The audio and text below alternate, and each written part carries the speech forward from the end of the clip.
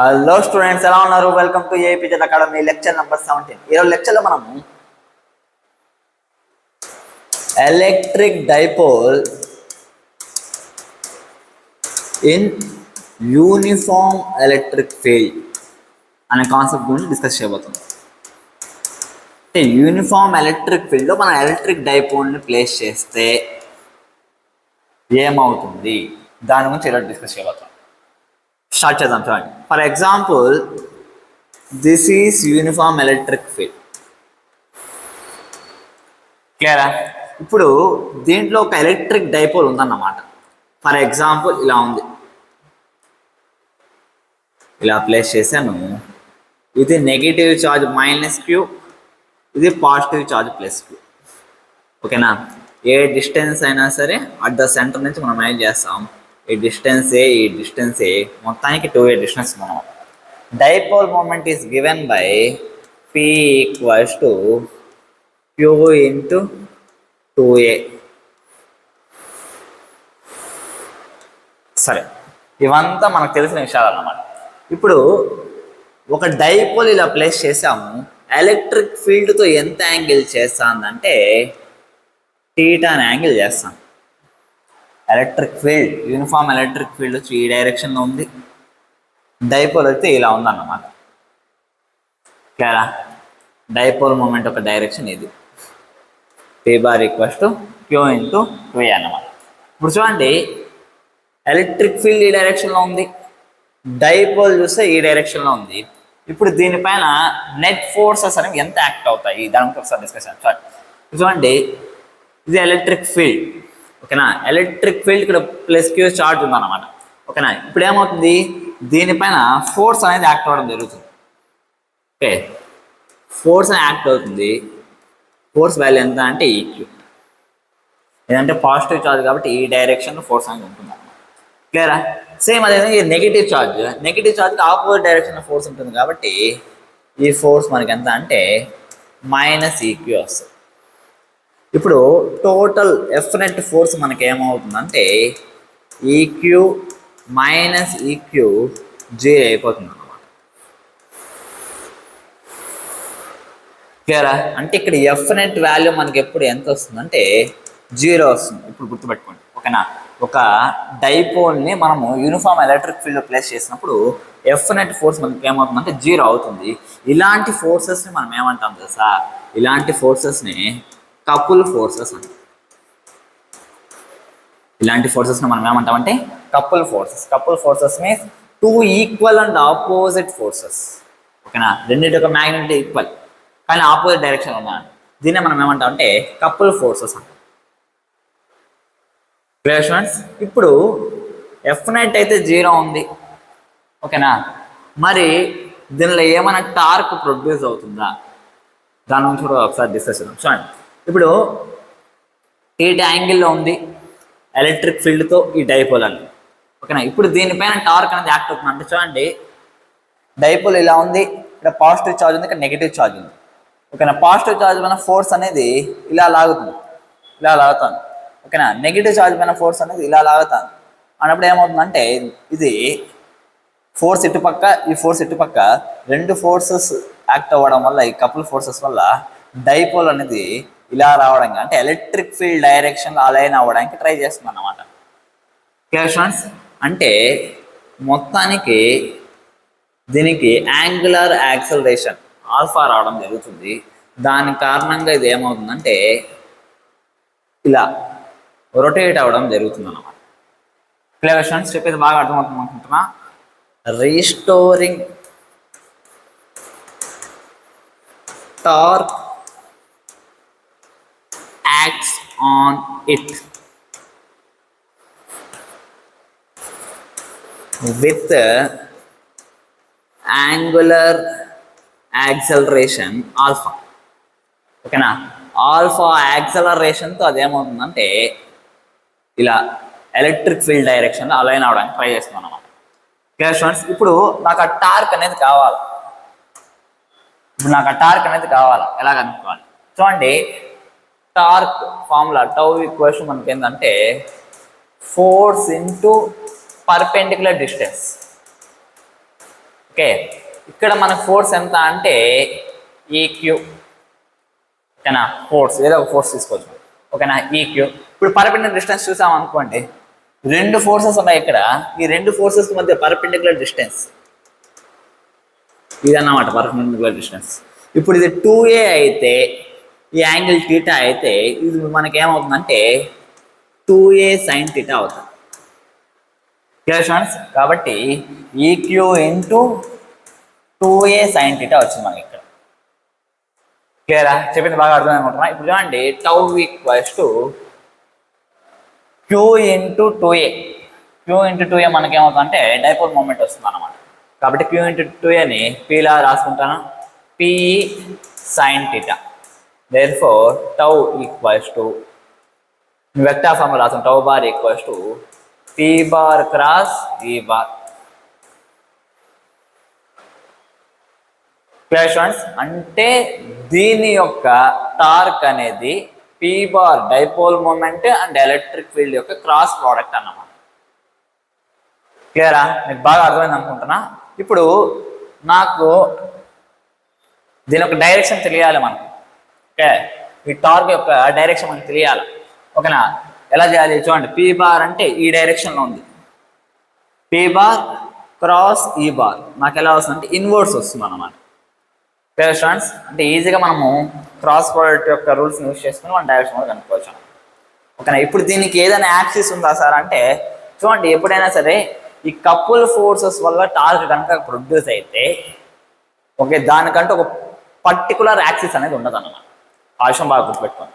సరే, ఇప్పుడు మొత్తానికి మనకు తెలిసిన విషయం ఏంటంటే, ఒక డైపోల్ని యూనిఫామ్ ఎలక్ట్రిక్ ఫీల్డ్లో కనుక పెట్టినట్టయితే నెట్ ఫోర్స్ అనేది 0 అవుతుంది.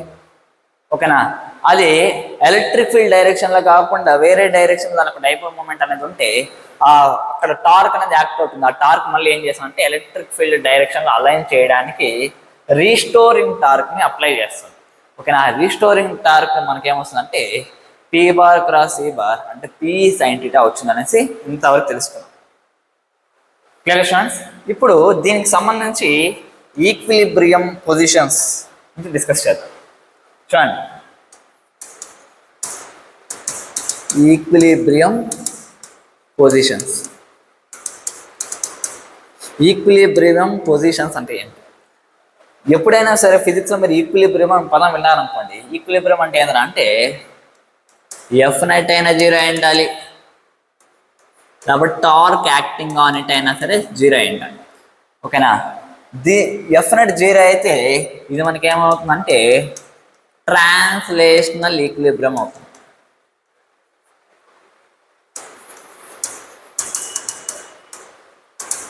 అదే టార్క్ అనేది 0 అయింది అనుకోండి, ఇది మనకి ఏమవుతుందంటే రొటేషనల్ ఈక్విలిబ్రియం అవుతుంది.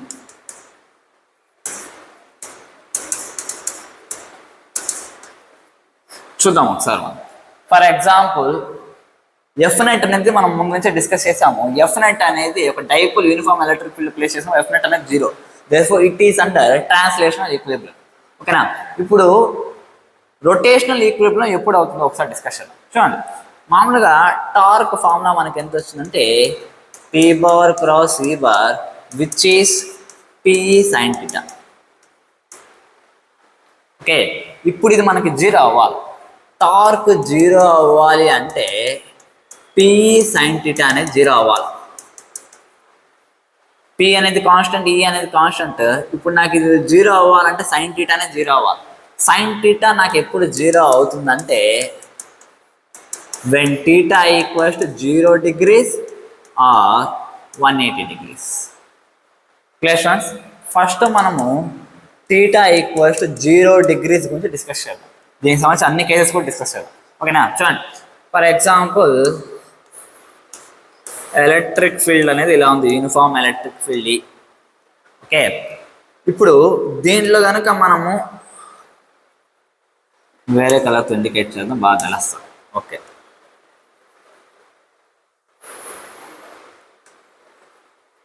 ఇది -q, ఇది +q.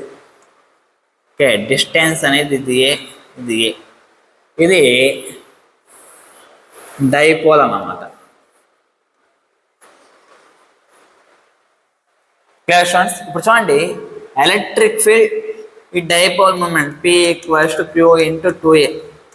ఓకే, డైపోల్ మూమెంట్ ఇదే డైరెక్షన్ ఉంది, ఎలక్ట్రిక్ ఫీల్డ్ కూడా ఇదే డైరెక్షన్ ఉంది, కాబట్టి టీటా మనకి ఏంటంటే 0 degrees అన్నమాట. క్లియరా? నెట్ ఫోర్సెస్ ఆల్రెడీ మనం డిస్కస్ చేసాం, 0 అవుతుంది. ఓకేనా? టార్క్ అనేది ఇక్కడ ఏమవుతుందంటే 0 అవుతుంది అన్నమాట. ఎలాంటి అంటే ఎప్పుడైతే ఎలక్ట్రిక్ ఫీల్డ్ డైరెక్షన్లో డైపోల్ మూమెంట్ అనేది ఉంటుందో డైపోల్కి, అప్పుడు ఎలాంటి మూమెంట్ అనేది, రొటేషనల్ మూమెంట్ అనేది అసలు చూపించదని చెప్తున్నాను, అంతే, ఇంకేం లేదు. Clear students? ఇప్పుడు టీటా ఈక్వల్స్ టు 0 degrees దగ్గర ఇది ఈక్విలిబ్రియంలో ఉంది. మరి ఇది స్టెబుల్ ఈక్విలిబ్రియమా, అన్స్టెబుల్ ఈక్విలిబ్రియమా, దాని గురించి ఒకసారి డిస్కస్ చేద్దాం. చూడండి, ఏం చెప్పి రావట్లే.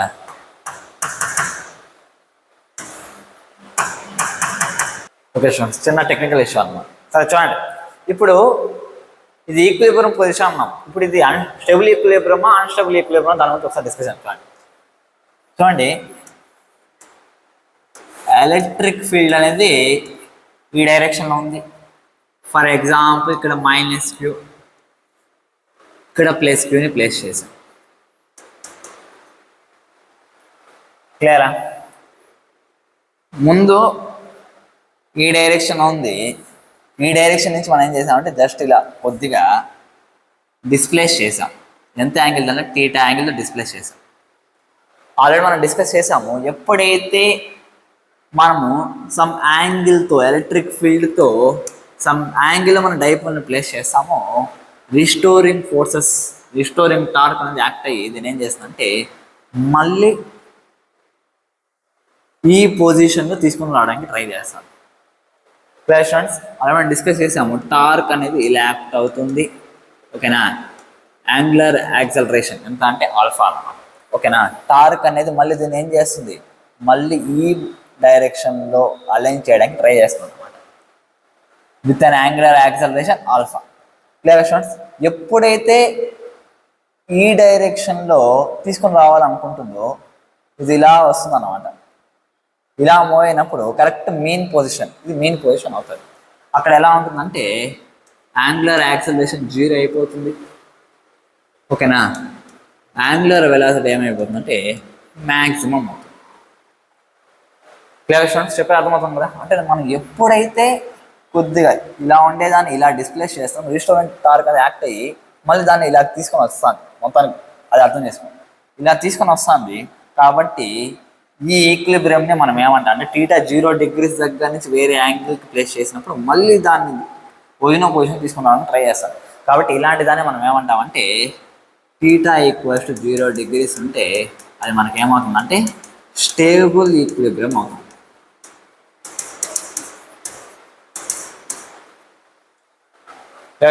అంటే ఏం లేదు, డిస్ప్లేస్ చేసినప్పుడు మళ్ళీ దాన్ని ఒరిజినల్ పొజిషన్లో తీసుకోవడానికి ట్రై చేస్తాం.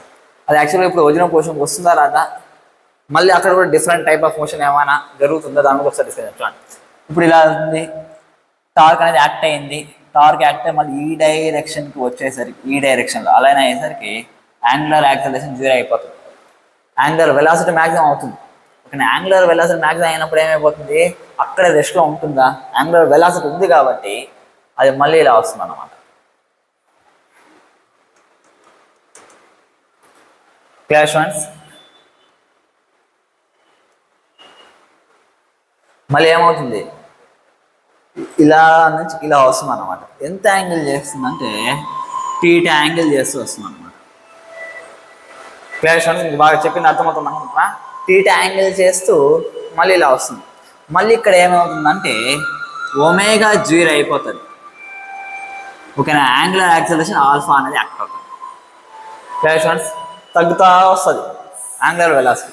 మళ్ళీ ఏమవుతుంది, రీస్టోరింగ్ టార్క్ అనేది యాక్ట్ అవ్వడం వల్ల మళ్ళీ ఇలా వస్తుంది అనమాట. అంటే ఇలాగే మోషన్ అనేది జరుగుతూ ఉంటుంది. Clear students? చెప్పిన అర్థమైంది కదా? కాబట్టి దీన్ని మనం ఏమంటాం అంటే స్టేబుల్ ఈక్విలిబ్రియం. దాంతోపాటు ఈ మోషన్ జరుగుతాం, టు అండ్ ఫ్రో మోషన్ జరుగుతుంది కాబట్టి ఇది మనకి ఏమవుతుందంటే ఇట్ ఈస్ ఆస్కిలేటరీ మోషన్ అవుతుంది. ఎందుకంటే రీస్టోరింగ్ టార్క్ అనేది యాక్ట్ అవుతుంది కాబట్టి ఇది మనకి ఏమవుతుందంటే ఆస్కిలేటరీ మోషన్ అవుతుంది. ఓకేనా. ఇప్పుడు ఇది సింపుల్ హార్మోనిక్ మోషన్ అనేది జరుపుతుందా లేదా దాని గురించి కూడా తెలుసుకుందాం.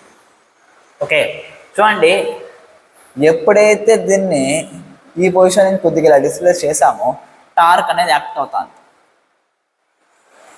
ఓకేనా, టార్క్ మనకి ఎంత అంటే పి సైన్ టీటా. టార్క్ ఎంత? పిఈ సైన్ టీటా అన్నమాట.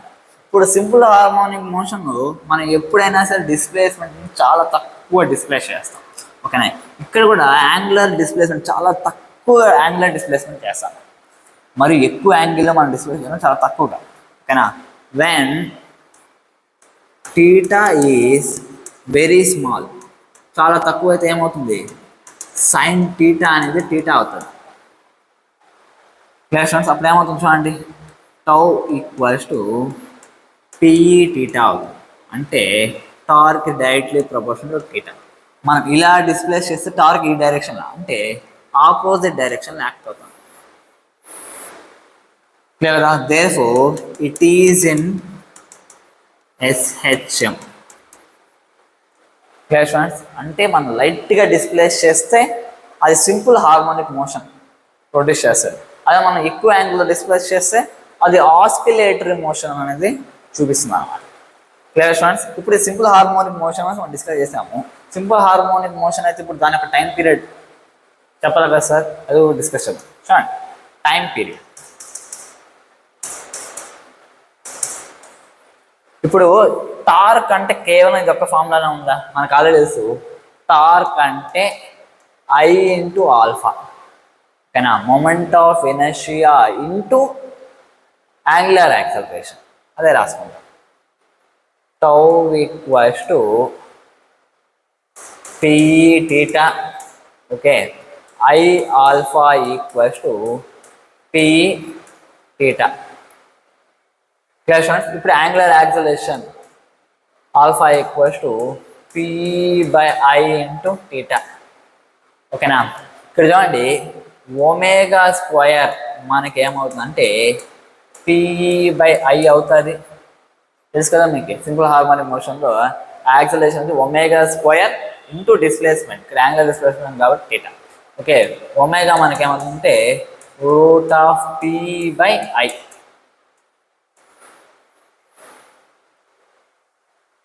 ఇప్పుడు మనకి టైం పీరియడ్ కావాలనుకోండి, T equals to 2π by omega. అంటే మనకేమొస్తుంది, 2π root of I by P అనేసి వస్తుంది అన్నమాట. క్లియర్ అని చెప్పింది బాగా అర్థమైంది అనుకుంటున్నా. ఇప్పుడు చూడండి, ఒకవేళ ఈ డైపోల్ కనుక నాట్ హింజ్డ్ అంటే ఫిక్స్ అవ్వకుండా ఉందనుకోండి, జస్ట్ ఎలక్ట్రిక్ ఫీల్డ్ ఉంది, అందులో డైపోల్ ఉంది, ఫిక్స్ అయ్యలేదు, ఎవరు దాన్ని అలాగా పట్టుకొని ఇలా ఫిక్స్ చేయలేదు అన్నమాట. ఓకేనా, అన్హింజ్డ్గా ఉంటే ఇప్పుడు మనకి ఐ పొజిషన్ ఏం రాస్తున్నాం అంటే ఇది నాట్ హింజ్డ్.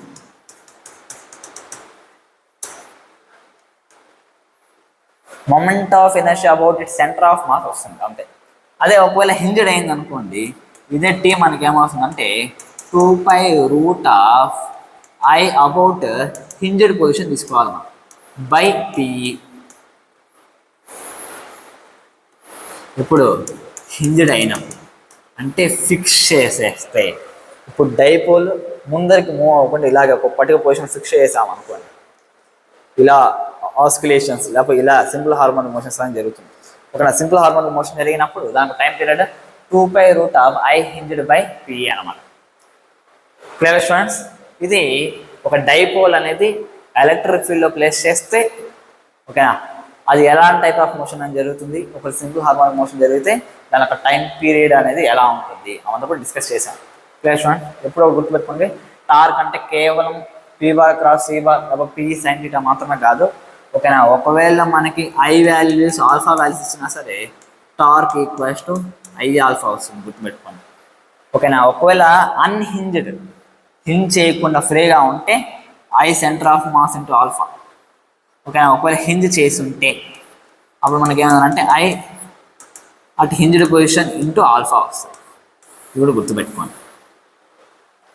Clear students? బాగా అర్థమైంది అనుకున్నా. ఇప్పుడు టీటా 0 degrees 180 degrees దగ్గర మనకి ఈక్విలిబ్రియం పొజిషన్ వస్తుందని డిస్కస్ చేసాం. ఓకేనా? ఇప్పుడు 180 degrees అనేది మనకి స్టేబుల్ ఈక్విలిబ్రియమా అన్స్టేబుల్ ఈక్విలిబ్రియమా దాని గురించి ఒకసారి డిస్కస్ చూడండి.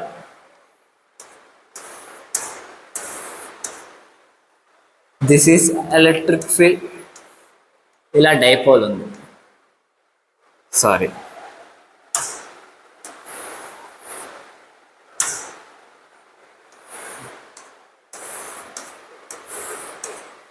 This is electric field. Okay, ఈసారి చార్జెస్ డైపోల్ మూమెంట్ అనేది ఎలా ఉండాలంటే ఈకి ఆపోజిట్ డైరెక్షన్లో ఉంటే అప్పుడు 180 degrees వస్తుంది. ఆపోజిట్ డైరెక్షన్ అంటే ఇక్కడ -q రావాలి, ఇక్కడ +q రావాలి. అప్పుడే డైపోల్ మూమెంట్ అనేది ఈ డైరెక్షన్లో ఉంటుంది, ఎలక్ట్రిక్ ఫీల్డ్ ఈ డైరెక్షన్లో ఉంటుంది. ఓకేనా? ఇప్పుడు మనకి యాంగిల్ ఎంత అంటే 180 degrees యాంగిల్ వచ్చింది. చూడండి, ఫ్లాషన్స్. ఇప్పుడు ఈ కండిషన్లో మనకి ఎఫ్ నెట్ అనేది 0, టార్క్ అనేది కూడా 0, సేమ్ ముందులాగే. ఓకే, టీటా 0 degrees దగ్గర ఉన్నప్పుడు సేమ్ అలాగే అంటే ఈ పొజిషన్లో ఎఫ్ నెట్, దీనికి ఫోర్స్ అనేది ఈ డైరెక్షన్, దీనికి ఫోర్స్ అనేది ఈ డైరెక్షన్, రెండు ఈక్వల్ కాబట్టి రెండు మనకి ఏమవుతుంది, ఎఫ్ నెట్ 0 అయిపోతుంది. ఈ పొజిషన్లో ఉంది కాబట్టి ఎలాంటి రొటేషన్ అనేది జరగదన్నమాట. కాబట్టి టార్క్ అనేది మనకి ఏమైపోతుంది అంటే 0 అయిపోతుంది. నెక్స్ట్, ఇప్పుడు ఇది స్టేబుల్ ఈక్విలిబ్రియం అన్స్టేబుల్ ఈక్విలిబ్రియం అంటే అది కూడా డిస్కస్ చేద్దాం. చూడండి,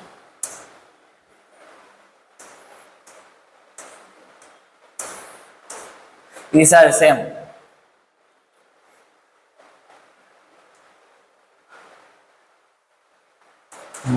-q, ఇది +q ఉందన్నమాట. ఇది డైపోల్ మూమెంట్. ఈసారి నేనేం చేస్తాను అంటే కొద్దిగా డిస్ప్లేస్ చేస్తున్నాను.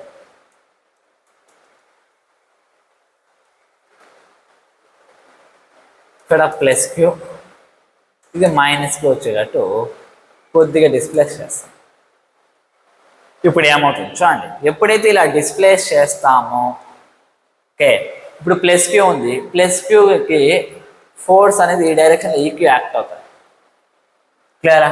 ఇది -q ఉంది, దీనికి ఫోర్స్ వచ్చి ఈ డైరెక్షన్లో ఈక్యూ అనేది యాక్ట్ అవుతుంది. కాబట్టి ఏమవుతుంది, ఇలా ఉండేది దీని ఫోర్స్ ఈక్యూ ఇటు పక్క, దీని ఫోర్స్ ఈక్యూ ఇటు పక్క, కాబట్టి ఇది ఇలా మూవ్ అవుతుంది అన్నమాట. Clear students? అంటే ఇలా ఉండేది కొద్దిగా మనం డిస్ప్లే చేయగానే ఏమవుతుందంటే దానిపైన యాక్ట్ అయ్యే నెట్ ఫోర్సెస్ దాని ఒరిజినల్ పొజిషన్ తీసుకుని రావట్లే. ఏం చేస్తుంది?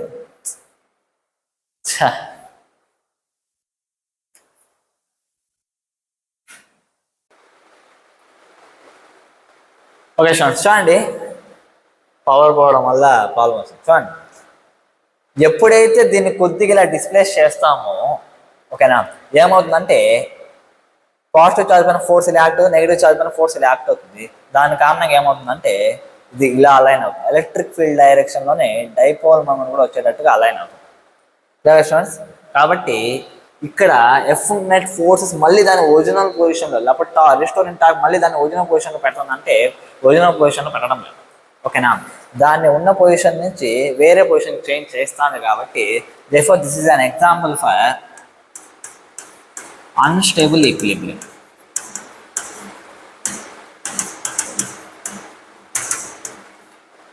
Clear students? చెప్పింది బాగా అర్థమైంది అనుకుంటున్నా.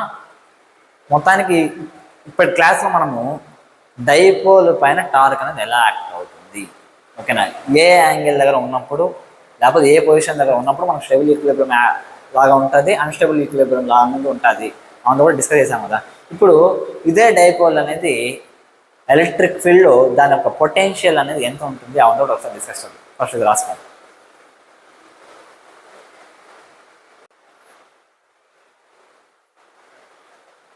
ఓకే స్టూడెంట్స్, ఇప్పుడు మనము electric potential energy of dipole in uniform electric field discuss చేద్దాం. చూడండి,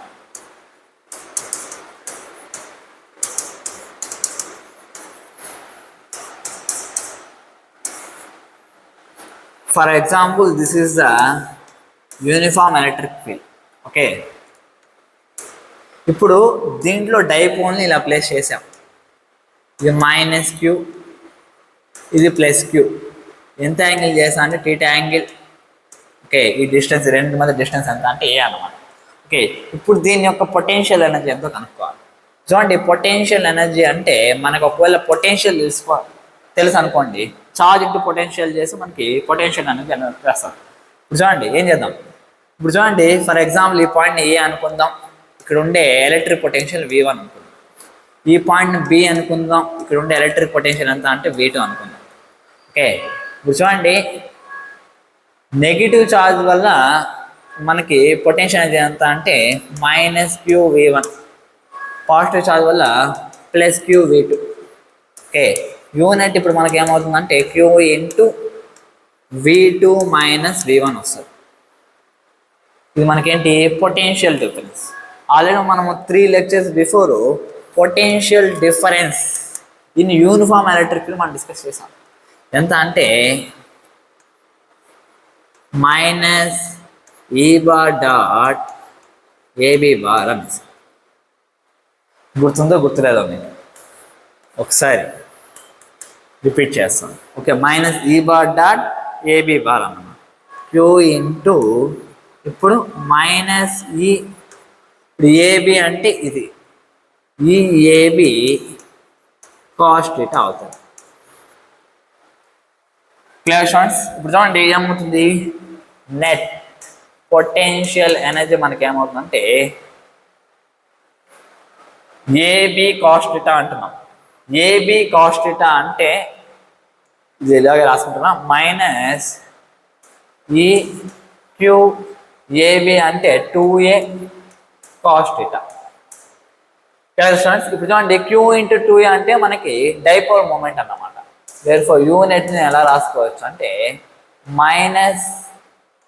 -P bar dot E bar, ఎందుకంటే PE cos θ అని వస్తుంది అన్నమాట.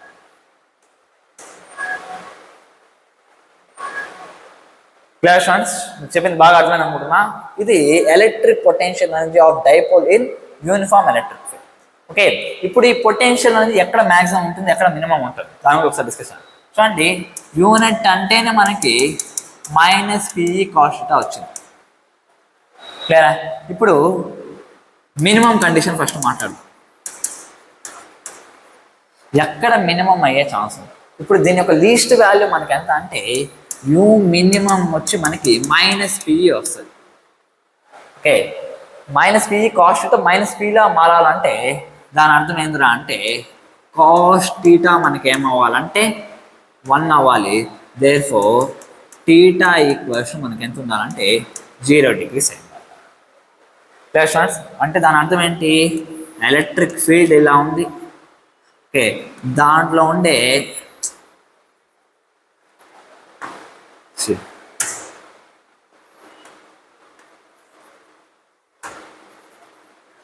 ఏంటి సరిగ్గానే లేదు. ఓకే, చూడండి, ఎలక్ట్రిక్ ఫీల్డ్ అనేది ఇలా ఉంది. దాంతోపాటు దీనిలో ఉండే డైపోల్ కూడా అదే డైరెక్షన్లో ఉంది, -Q +Q. ఈ కండిషన్లో మనకి ఏమవుతుందంటే మినిమం పొటెన్షియల్ అనేది ఉంటుంది. ఎంత అంటే -PE. స్టూడెంట్స్, ఇప్పుడు సేమ్ అదే విధంగా మ్యాక్సిమం ఎప్పుడు అవుతుందో అది కూడా డిస్కస్ చేయాలి. ఓకే, మ్యాక్సిమం యూనిట్ అంటేనే -PE cos θ వచ్చింది. ఇప్పుడు ఇది మ్యాక్సిమం మనకి ఎంత అవ్వచ్చు అంటే చూడండి, మ్యాక్సిమం అవ్వాలంటే మనకి దీన్ని చూడగానే అర్థమైపోతుంది. cos θ వాల్యూ -1 వచ్చింది అనుకోండి, cos θ -1 అంటే θ మనకి ఎంత రావాలంటే 180 degrees వచ్చింది అనుకోండి. అప్పుడు యూ నెట్ వాల్యూ మనకి ఎంత వస్తుందంటే PE వస్తుంది.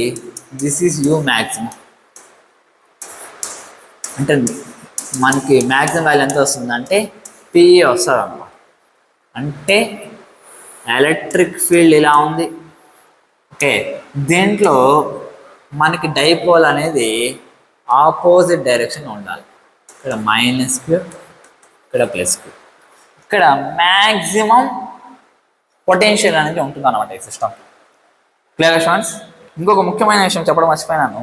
అదేంటంటే ఇప్పుడు చూడండి, మినిమం పొటెన్షియల్ అనేది మనకి ఎక్కడ వస్తుంది అంటే సేమ్ డైరెక్షన్లో ఉండాలి డైపోల్ మూమెంట్ అనేది. అంటే మనకి ఇక్కడ అర్థమయ్యే విషయం ఏంటంటే minimum potential energy is at stable equilibrium. ఎప్పుడైనా కేవలం ఈ యొక్క కండిషన్లో కాదు, మనం ఫిజిక్స్లో ఏ కాన్సెప్ట్స్ డిస్కస్ చేసినా సరే మనం అబ్జర్వ్ చేయగలిగే విషయం ఏం తెలుసా, minimum potential energy of the system ఎప్పుడు ఉంటుందంటే ఎప్పుడైతే స్టేబుల్ ఈక్విలిబ్రియం ఉంటుందో అక్కడే దానికి minimum potential energy of the system అని ఉంటుంది అన్నమాట. Clear students? మీకు బాగా అర్థమైంది అనుకుంటున్నా. ఈ potential energy of dipole in electric field, uniform electric field concept అంతా మీకు బాగా అర్థమైంది అనుకుంటున్నా. ఇప్పుడు దీనికి సంబంధించి కొన్ని న్యూమరికల్ సాల్వ్ చేయడం ట్రై చేద్దాం. చూడండి,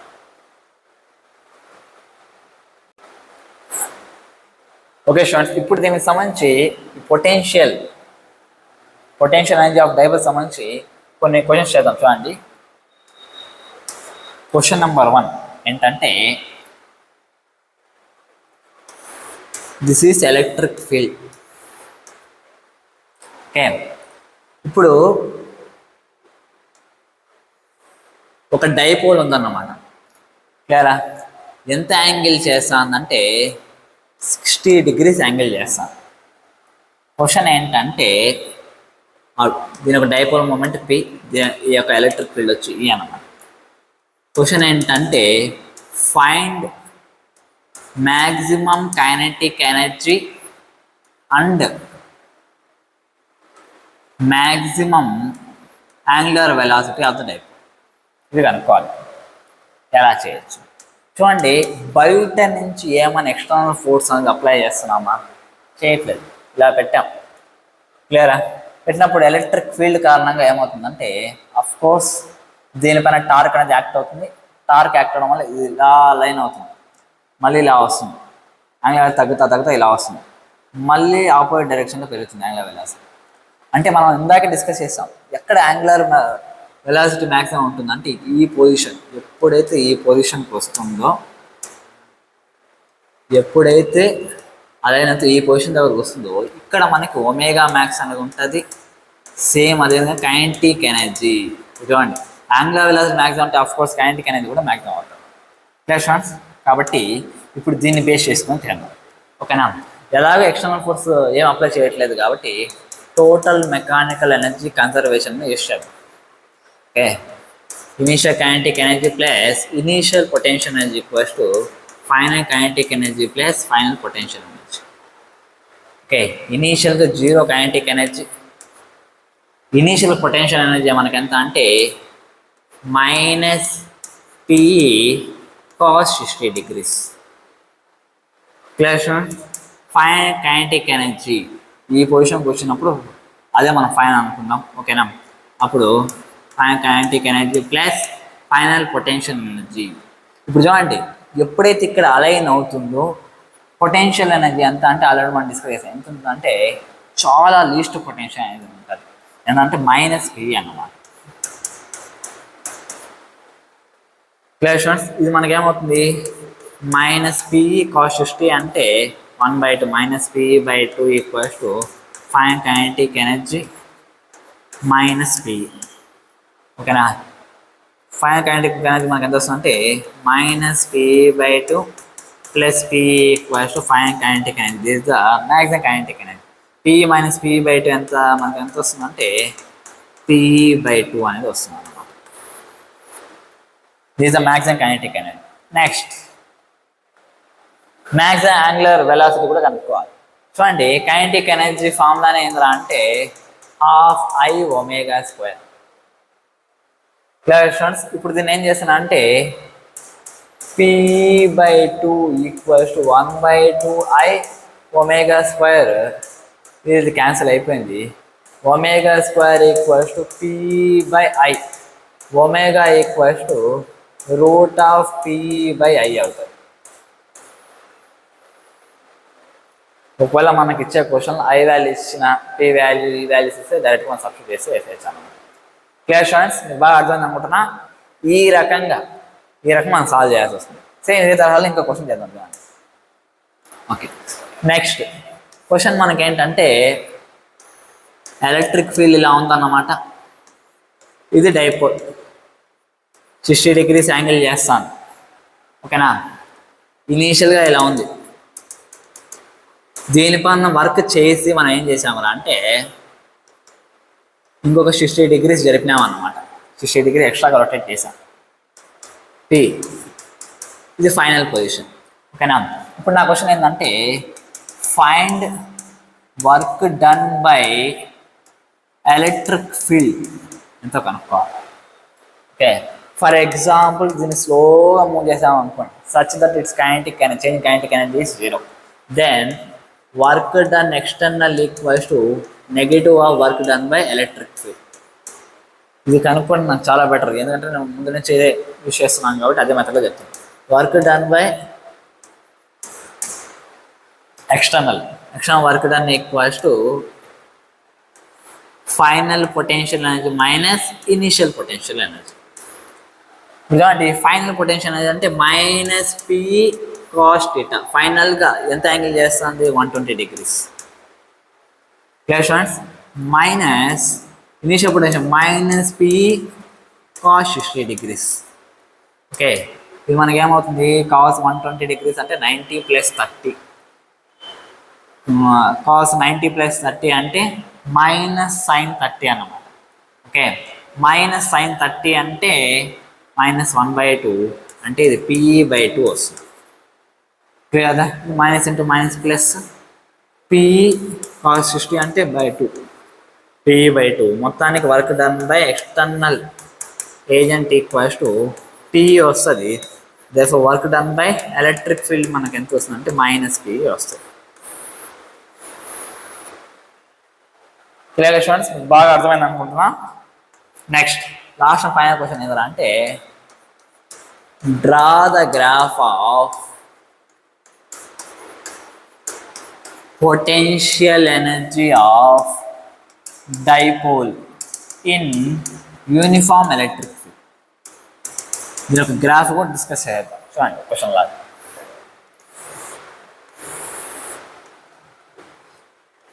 ఇక్కడ పొటెన్షియల్ ఎనర్జీ ఉంది, టీటాతో పాటు వేరే అవుతుందో టీటా రాసుకోండి, పొజిషన్తో పాటు వేరే అయ్యేటట్టు పొజిషన్ ఆర్ రాసుకోండి.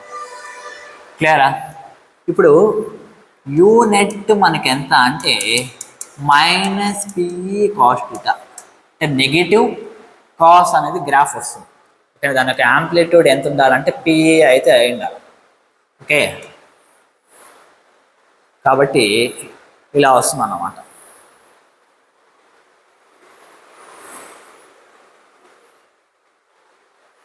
స్టూడెంట్స్, చూడండి లీస్ట్ పొటెన్షియల్ అనేది మనకి ఎంత ఎక్కడ వస్తుందంటే ఇక్కడ వస్తుంది. ఎంత అంటే -P, అక్కడ టీటా వాల్యూ మనకి ఎంత అంటే 0 degrees అన్నమాట. స్టూడెంట్స్, మ్యాక్సిమం పొటెన్షియల్ ఎనర్జీ మనకి ఎంత వస్తుందంటే ఆల్రెడీ డిస్కస్ చేసాము, PE వస్తుంది. ఓకేనా, అది కూడా ఎంత యాంగిల్లో వస్తుందంటే టీటా ఈక్వల్స్ టు 180 degrees దగ్గర వస్తుంది అన్నమాట. క్లియర్ స్టూడెంట్స్, ఎన్ని రకాల ప్రాబ్లమ్స్ అయితే ఉన్నాయో మ్యాక్సిమం ఏది మిస్ చేయకుండా, ఏ కాన్సెప్ట్ మిస్ చేయకుండా ఈ uniform electric field and dipole సంబంధించి మొత్తం డిస్కస్ చేసాము.